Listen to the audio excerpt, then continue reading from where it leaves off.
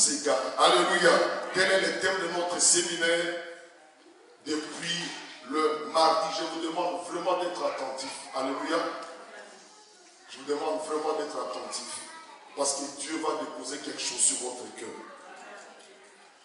Prospère à tous égards. La prospérité à tous égards. C'est depuis mardi, je disais, que nous sommes sur ce thème. Et le mardi, nous avions abordé des aspects généraux concernant ce thème avec le mot principal qui est la prospérité. C'est croire, connaître le développement, c'est progresser, c'est avancer, bouger, aller de l'avant. Alléluia. Dans tous les domaines, telle est la volonté de Dieu pour tout et chacun de nous. Dieu voudrait qu'on bouge, qu'on avance, que nous entrons dans notre héritage, n'est-ce pas? Que nous puissions vivre ses promesses. Parce que Dieu a pour nous des projets de paix et de bonheur. Alléluia. Il voudrait que nous puissions les vivre et les expérimenter. À la lumière de la parole de Dieu, de ce passage, nous avions dit qu'il y a plusieurs domaines de prospérité. Il y a prospérité du point de vue de son âme, de la santé, des finances. Et aussi nous avions souligné qu'en réalité, des fois, nous prospérons dans certains aspects, dans certains domaines et pas dans d'autres. Pourtant, la volonté de Dieu est que nous puissions expérimenter la prospérité dans tous les domaines. Dans tous les aspects, sur le plan financier, que nous soyons prospères. Au niveau de la santé, que nous soyons prospères, que nous soyons en bonne santé. Financièrement, en bonne santé. Au niveau des couples, les succès et la réussite dans tous les domaines. Au niveau professionnel, les succès et la prospérité. Alléluia. Telle est la volonté de Dieu pour tout et chacun de nous. Et cela est tout à fait parce que Jésus a dit, tout est accompli. Il n'a pas fait le travail en moitié, un peu seulement. Tout a été accompli à la croix de Golgotha. Et l'œuvre de la croix touche tous les domaines de notre vie. Amen. Tous les domaines. Tous les domaines. Tous les domaines. Hier, l'homme de Dieu, le pasteur Ézéchiel, est revenu en détail sur la prospérité financière. Il nous a parlé de deux principes bibliques très importants à observer pour expérimenter la prospérité financière. Alléluia. Nous en avons besoin. Même pour bâtir l'église, nous avons besoin de finances. Alléluia. Et Dieu voudrait que nous utilisions nos finances pour bâtir son église. Et sa volonté que nous puissions prospérer dans ce domaine. Et les deux principes, c'est l'obéissance. Lorsque nous obéissons à la voix de Dieu, lorsque nous faisons ce que Dieu nous demande, lorsque nous nous plaçons là où il nous recommande, nous allons expérimenter, n'est-ce pas, la prospérité. Et le deuxième principe, c'est le principe de s'aimer. Nous devons apprendre à s'aimer, n'est-ce pas? Et lorsque nous s'aimons, Dieu va nous multiplier et il va nous bénir, nous donner au centuple. Alléluia. Il faut s'aimer pour récolter. Il ne faut pas garder la sémence. Il faut jeter la sémence. La sémence va mourir, va porter plus que ce que vous avez sémé. Aujourd'hui, nous allons parler de la prospérité de l'âme. Et mon sous-thème, c'est quel est l'état de ton âme? Quel est l'état de ton âme? Les souhaits, les vœux ou l'aspiration formulée en faveur de Gaïs, c'est bien aimé, je souhaite que tu prospères à tous égards et sois en bonne santé comme prospère l'état de ton âme. L'état de ton âme. Que tu prospères à tous égards et sois en bonne santé comme prospère l'état de ton âme. Deux vérités importantes que je voudrais souligner d'emblée à la lumière de ces vœux, c'est que on ne peut pas exprimer un tel vœu en faveur de quelqu'un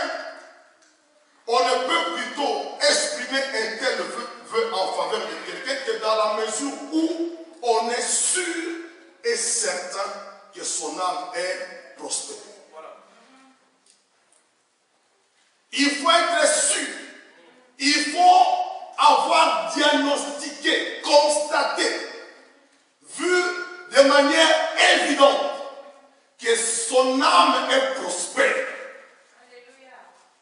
Parce que, vous savez, quand tu dis à quelqu'un que tu prospères à tous égards, comme prospère l'état de ton âme, et que son âme, par malheur, n'est pas en bonne santé, tu condamnes la personne à ce qu'il soit, tu le condamnes dans tous les autres domaines. Avant que l'apôtre Paul ne formule était neveu, il était sûr, il était certain, il avait des informations concernant l'état d'âme de Gaius. Il les savait, il avait des témoignages, les informations lui sont parvenues que ce frère-là, au niveau de l'âme, il prospérait, spirituellement fidèle. Il était toujours à l'église. Il recevait les bien-aimés. Il était hospitalier. Je prie que Dieu nous donne de telles personnes.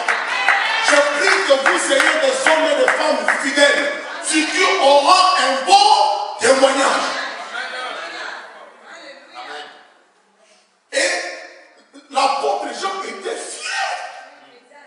Il était tellement fier de parler de Gaius. Il était fidèle, hospitalier. Alléluia. Généreux, dans la libéralité. Il soutenait les frères et sœurs. Il soutenait les bien-aimés de l'église. Il était toujours présent. Il avait un bon témoignage. Il était fier. Il marchait et vivait dans la vérité. Non seulement qu'il proclamait la vérité, mais il vivait dans.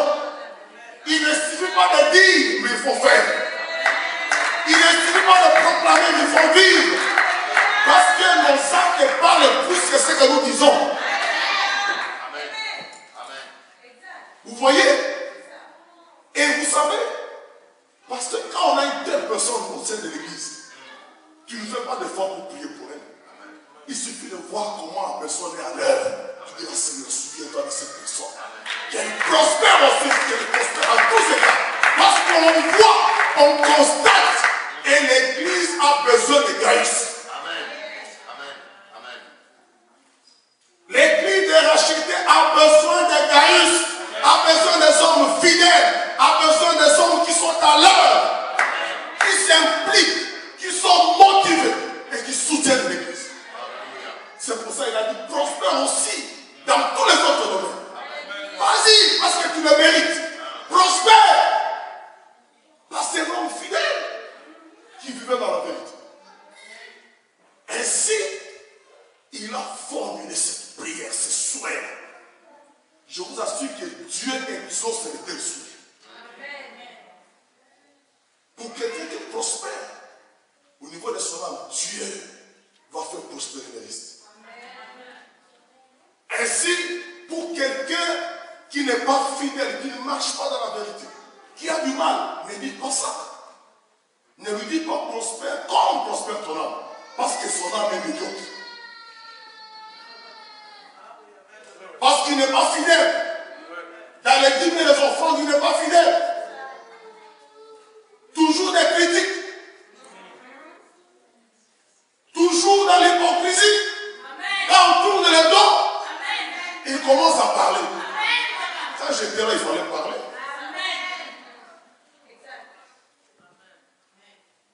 L'église a besoin de grâce. Dites Amen.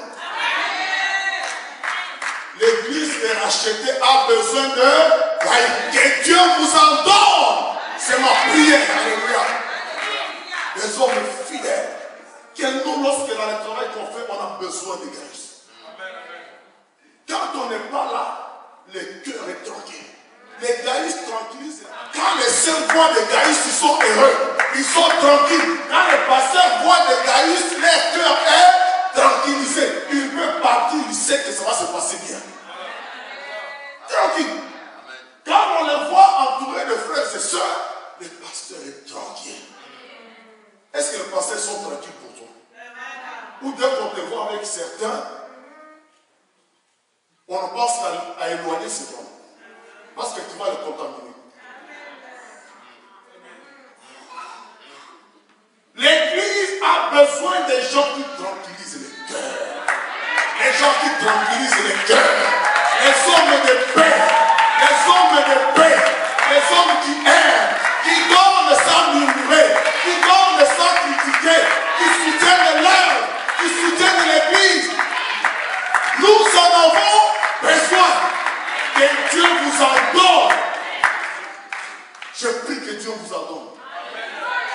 gens qui contribuent à l'avancement de l'œuvre. Une telle personne, je n'ai pas tourné à gauche à droite pour prier pour elle. Quand je vois Seigneur, souviens-toi. Souviens-toi. Donc la première vérité, c'est qu'on ne peut faire ses vœux que lorsque la personne prospère au niveau de son âme. La deuxième vérité, c'est qu'une âme prospère peut impacter et générer la prospérité dans tous les autres domaines. Une âme prospère aura un effet d'entraînement sur les autres. Une âme prospère va influencer d'autres, la santé. Ça va influencer les finances. Parce que spirituellement, tu avances, ça va embarquer, ça va entraîner d'autres domaines. C'est pour ça qu'il dit prospère comme. Amen. Prospère comme l'état de ton âme. Alléluia. Je disais, on peut être prospère financièrement. Mais si spirituellement on ne l'est pas, on est un pauvre. Les bonheurs glissent entre les mains de ceux qui la recherchent sans que leur âme soit en bonne santé. Le bonheur glisse. Ils cherchent, mais ils cherchent. Le bonheur, où est-il? Ça glisse. Parce que l'âme n'est pas prospère. On ne peut pas profiter véritablement de son mariage quand son âme est malade.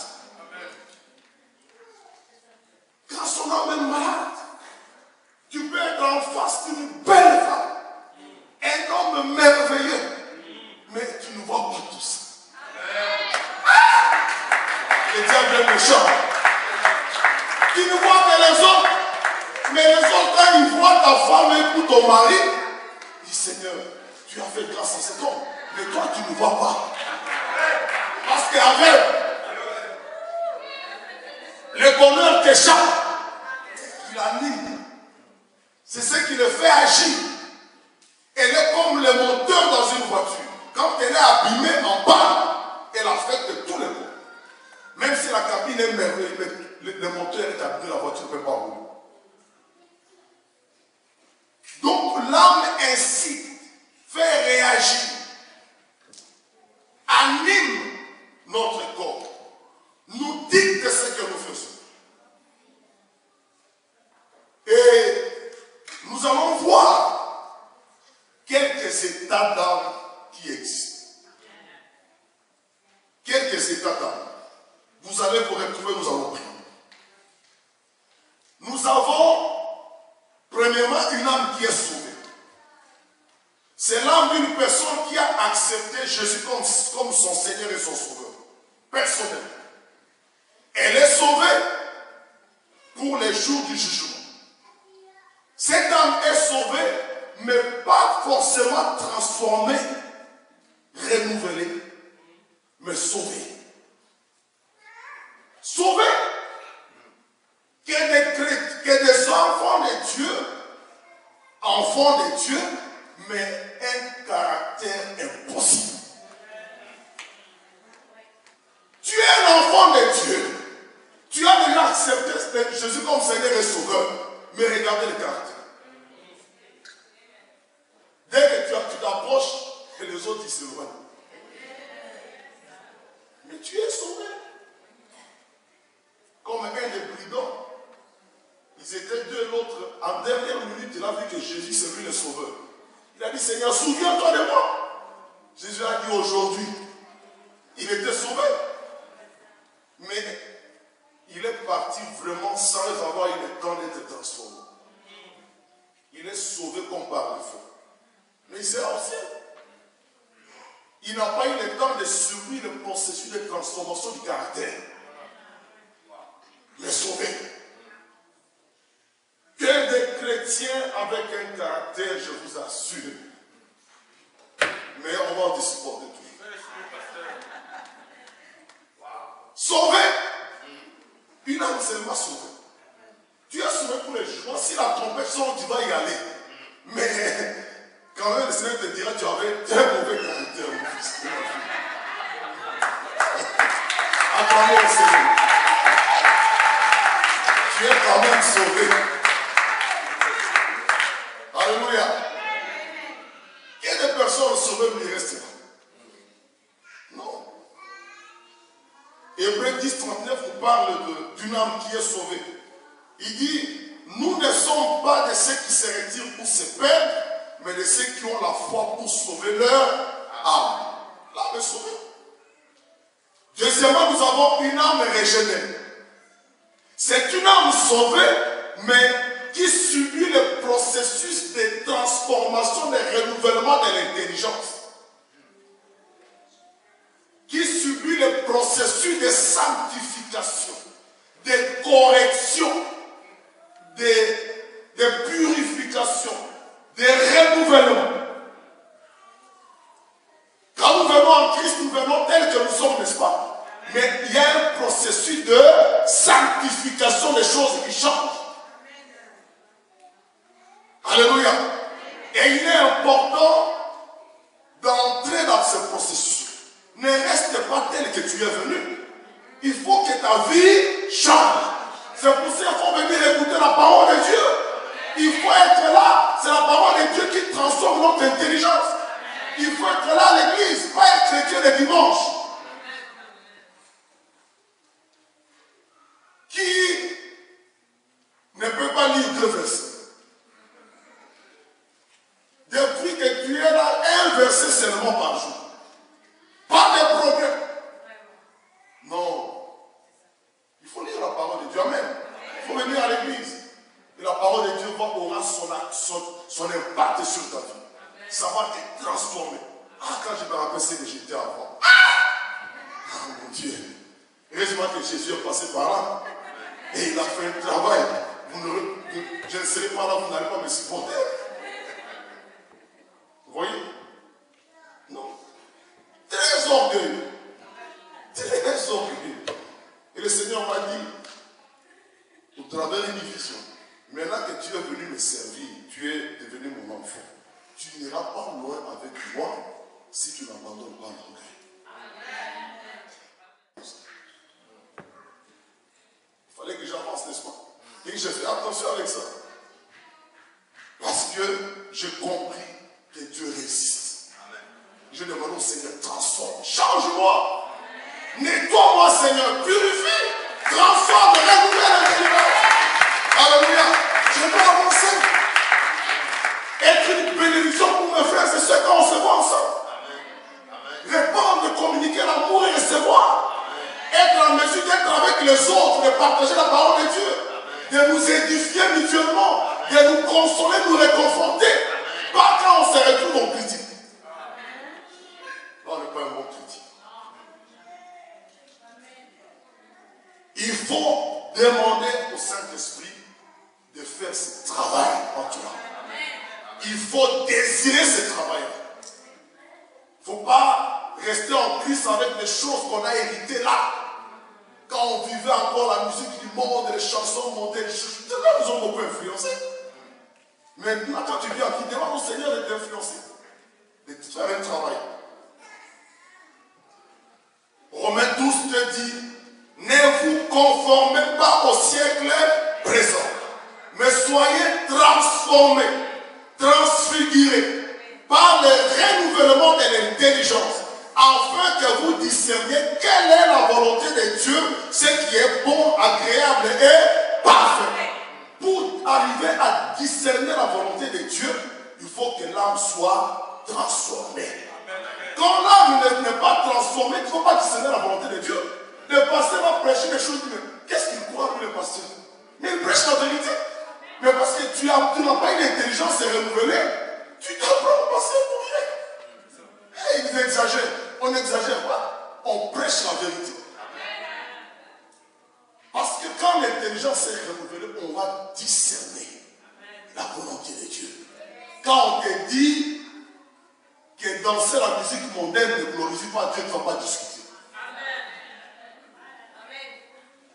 Alléluia. Quand on te dira qu'avant le mariage, on ne couche pas ensemble, tu vas comprendre. Tu ne vas pas discuter. Tu diras même amen.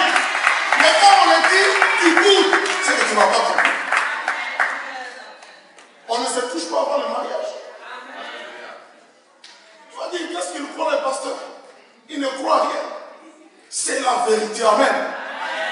Joseph n'a pas touché Marie. Marie n'a pas touché Joseph. Voilà un fiancé modèle.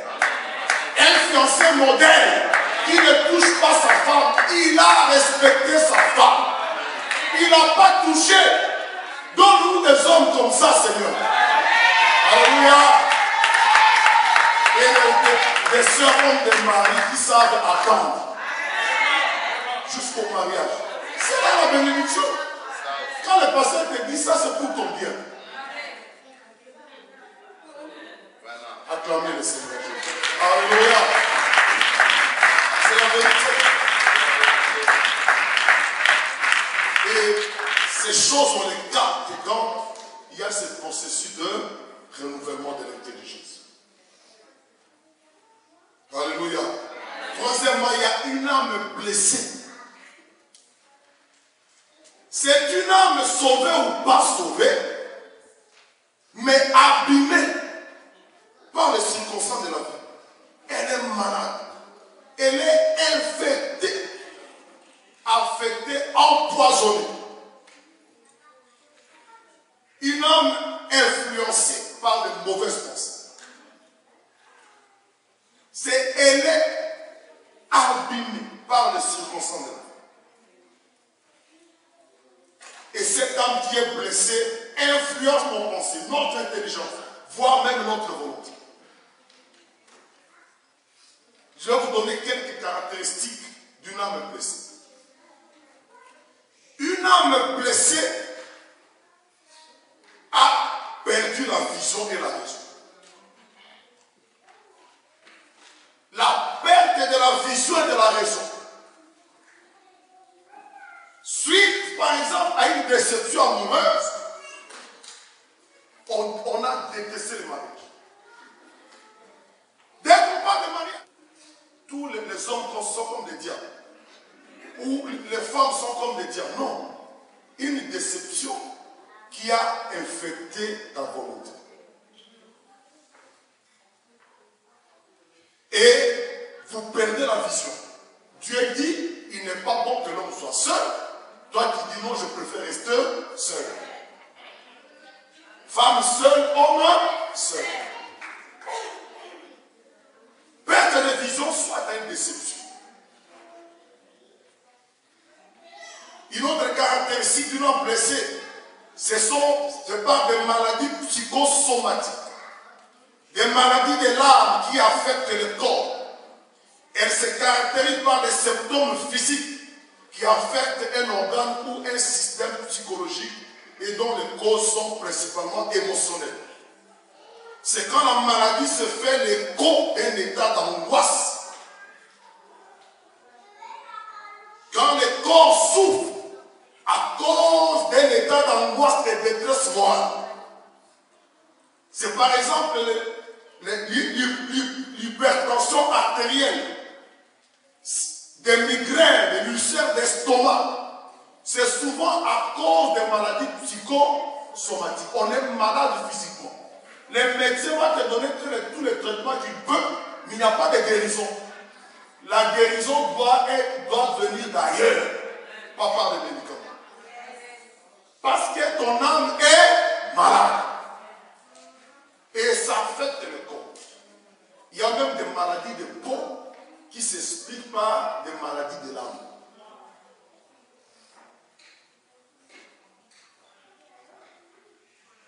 Selon les statistiques même, les maladies psychosomatiques représenteraient plus de la moitié des cas traités par les médecins. Plus de la moitié. C'est catastrophique. Des maladies de l'âme. Donc l'âme est malade.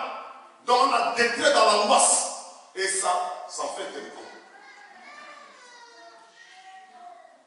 Donc ça représenterait plus de la moitié des cas traités par le médecin. Et toujours les statistiques, on estime que 90% de toutes les maladies sont aggravées par des émotions négatives. 90%. Les maladies de l'âme. Une autre caractéristique d'une âme blessée, c'est le sous-estime de soi.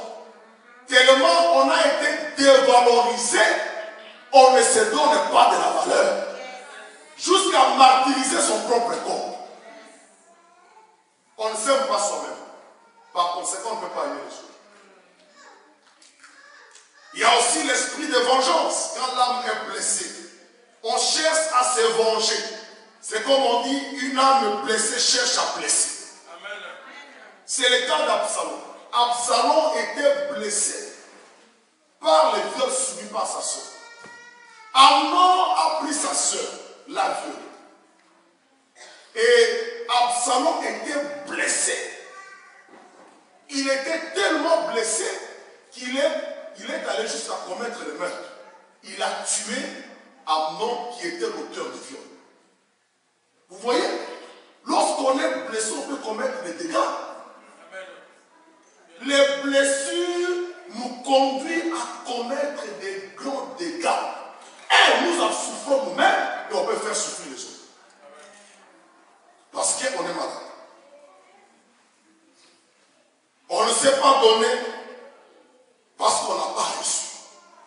C'est pourquoi vous verrez des papas, tu es papa tellement que dans ta famille, tu n'as pas reçu de l'amour. Dès que les enfants s'approchent pour sauter sur ton corps, tu commences à ne pas taper. Allez-y là-bas. Allez. Ce sont des enfants. Ils aiment papa, maman, n'est-ce pas? Quand tu arrives, ils vont te jeter sur ton corps. Mais dès qu'ils arrivent, les pauvres enfants, des fessées partout. Ah! Papa n'a pas reçu l'amour. On ne donne que ce qu'on a. On est dans une famille, on a grandi dans une famille où on ne sait pas donner des cadeaux. Quand c'est comme s'il n'y en a pas. Maintenant, tu vas épouser une femme qui a grandi dans une famille où ça coulait. Quand il y a des anniversaires, tout le temps des cadeaux. La pauvre femme. Le jour de son anniversaire, le mari va fermer les yeux. Elle s'attend à avoir un cadeau, mais le monsieur n'a pas reçu. Et c'est catastrophique. Il faut apprendre l'esprit. On n'a pas reçu, on ne sait pas comment. Oui. On a subi toute forme d'influence, n'est-ce pas? Toute forme d'influence. Alors, parlons un peu des choses qui blessent l'âme. D'abord, la trahison. Quand on est trahi, on est blessé. Je ne croyais pas qu'elle pouvait me faire ça. Je ne pouvais pas imaginer que ce pasteur-là puisse faire ça. Je ne veux plus jamais aller dans les églises. Je ne veux plus blesser. Tous les pasteurs ne sont pas pareils. Tu étais dans une église où ça arrive, les scandales arrivent, hein, où les pasteurs, les dîmes, c'est sa poche. Maintenant, tu viens dans une bonne église tellement blessé là-bas. Quand on dit, donnez la dîme. Ah! C'est un problème. Vous voyez? Parce qu'on a été trahi. Il faut la guérison. Alléluia. Parce que le principe de la dîme reste pour l'œuvre du Seigneur. Même s'il y a des gens qui ont fait des bêtises, n'est-ce pas? On ne peut pas se comporter contrairement à ce que la Bible nous enseigne. Alléluia. Il faut persévérer dans la vérité. Il y a la trahison, il y a l'abandon. Les enfants qui ont été abandonnés, ils sont blessés. Les enfants qui sont rejetés. L'injustice nous blesse aussi. Les déceptions de la vie, ça nous blesse. Les chocs subis dans l'enfance qui ont affecté la structure de la personnalité, comme les divorces des parents. Un enfant qui est à un âge où il a besoin de voir papa et maman, mais il se sépare. Quel choc! Quel choc! L'enfant ne sait plus où douaner, la main à gauche, à droite, papa tire là, on tire là-bas. Pourtant, il a besoin des deux. Cet enfant-là est blessé. Et ça peut affecter son corps. Et il aura des angoisses et des souffrances. Parce que, victime de comportement de parents. Et vous allez voir cet enfant, un enfant qui peut entrer dans la rébellion contre tout homme ou toute femme. Quand vous lui parlez de la figure paternelle, il ne veut pas. Il se rébelle contre tout ce qui est autorité parentale. Pourquoi? Parce que le parent, il a été blessé. À l'école, il se rébelle. Il n'accepte plus parce que l'enfant est blessé. Et à cause de tout cela, nous formons des rebelles dans la société. Des enfants qui sont blessés, qui ne pensent qu'à tuer, à commettre le meurtre. Pourquoi les déceptions de la vie? Ils sont malades. Et dans notre société aujourd'hui, il y a des malades qui circulent, qui ont des voitures. Ils sont dangereux. Ils sont dangereux. Et parce qu'il y a ces vides-là, ces souffrances, ils vont se lancer dans la drogue. Ils vont se lancer dans la drogue. Voilà l'état de la société. Des hommes, parce que l'âme est malade. L'âme est malade. C'est malade. Il y a un vide, il y a une souffrance. Et on pense qu'à se réveiller. Ou à prendre de la drogue. Et aussi, il y a les viols. Quand on a subi les viols, ça affecte tout notre vie. Et si c'est le cas pour une femme, elle n'aimera plus jamais se marier. Ou elle va détester ce genre d'homme, vu qu'elle a vu ce jour. Et dès qu'on cite par exemple le nom qui correspond à la personne qui l'avait violé, ça réveille tout ça. Ça réveille. Et ça fait très mal. Les blessures intérieures de l'âme non guéries peuvent déstabiliser et perturber toute une vie et compromettre notre prospérité. Ça peut remettre en cause notre prospérité. Il faut donc rechercher la guérison. Il y a aussi une âme sous contrôle. C'est une âme qui est sous contrôle de puissances démoniaques, de mauvais esprits, des esprits qui élisent domicile dans les hommes, contrôlant leurs pensées, leurs paroles et leurs actes. Vous connaissez l'histoire du fou des Gadara? Alléluia. Vous connaissez cet homme-là? Il passait des jours dans les sépulcres. Au lieu d'aller dormir à la maison, on pouvait lui préparer un lit, mettre le parfum, mais il préfère dormir dans les sépulcres. Il était lié avec des chaînes et des fer, mais il arrivait à se débarrasser de tout ça. Une force surnaturelle qui ne peut s'expliquer par la possession démoniaque, la présence de mauvais esprits. Il était sous contrôle. Il était sous contrôle. Il était sous contrôle. Il n'avait pas la liberté. Il préférait dormir dans les sépulcres. Il arriva à se débarrasser de tout ce qui était fait pour les garder. Parce qu'il était sous contrôle. Son âme était captive. Les esprits mauvais dictaient son comportement et ses actes. Quel malheur! Quand on est sous l'influence, sous le contrôle des esprits méchants. Quel malheur! On n'a pas sa liberté. On ne peut pas réfléchir et prendre une décision. On est sous contrôle. On est sous contrôle. Que le Seigneur puisse agir pour nous libérer de toutes ces choses. Parce que Jésus est venu pour soi. Alléluia. Quelques caractéristiques d'une âme sous contrôle. C'est d'abord l'autodestruction. On n'a pas pitié de soi et on n'a pas pitié des autres. Une âme sous contrôle, attention. Parce qu'une telle personne peut tuer. Elle n'a pas pitié. Sans pitié. J'ai vu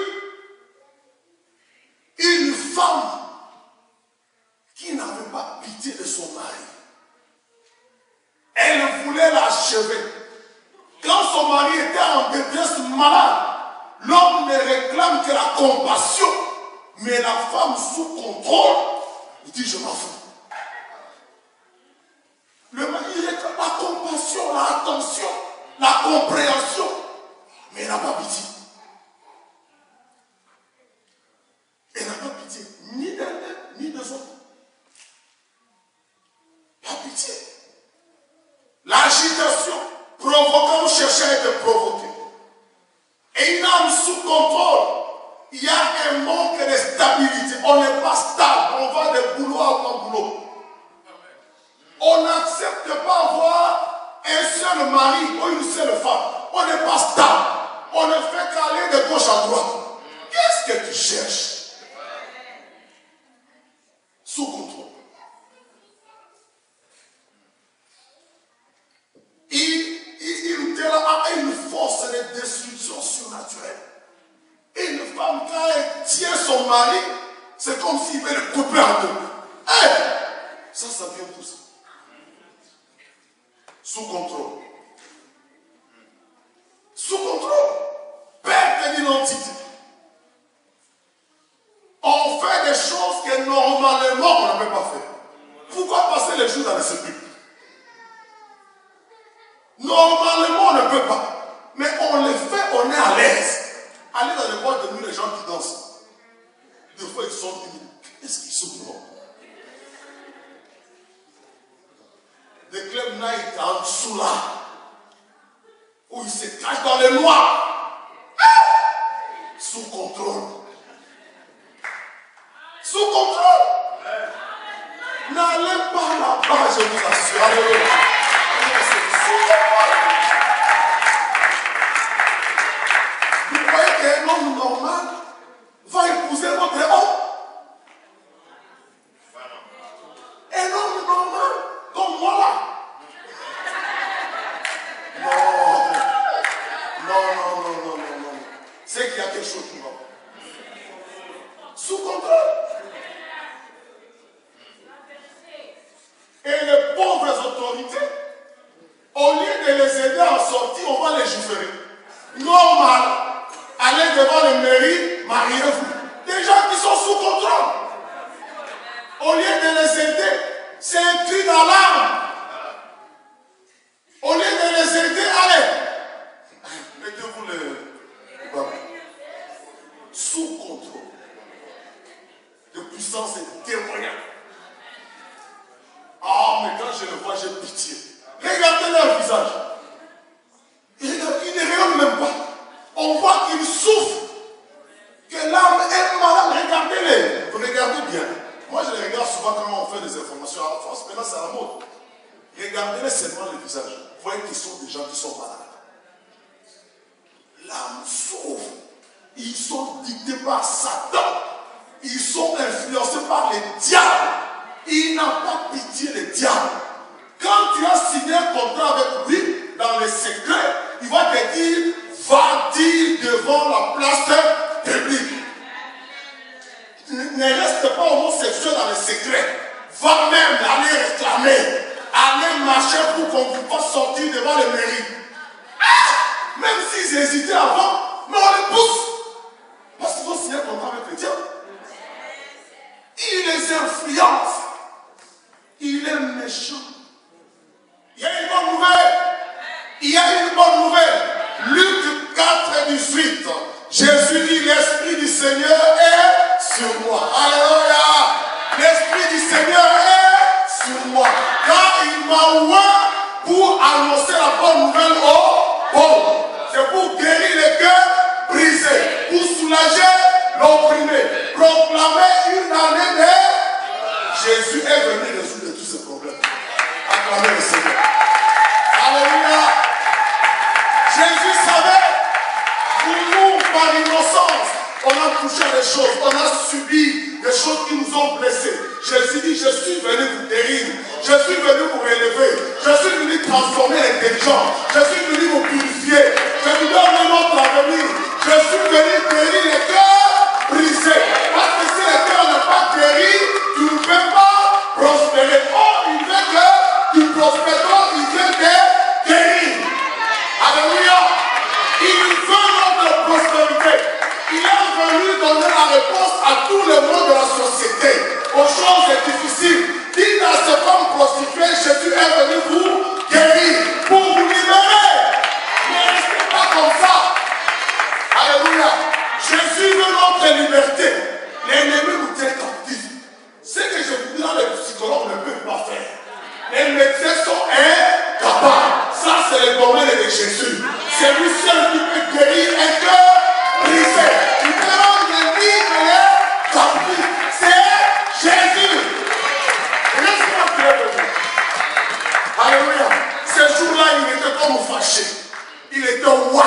Il descend dans la montagne après la tentation. Il dit respect sur moi. Parce qu'il veut guérir. Parce qu'il veut soulager. Parce qu'il veut libérer. Et la Bible dit qu'il est le même hier, aujourd'hui et éternellement. Aujourd'hui, il sera guéri. Il sera libéré. Alléluia. Il est venu pour ça, l'homme de Galilée. Il est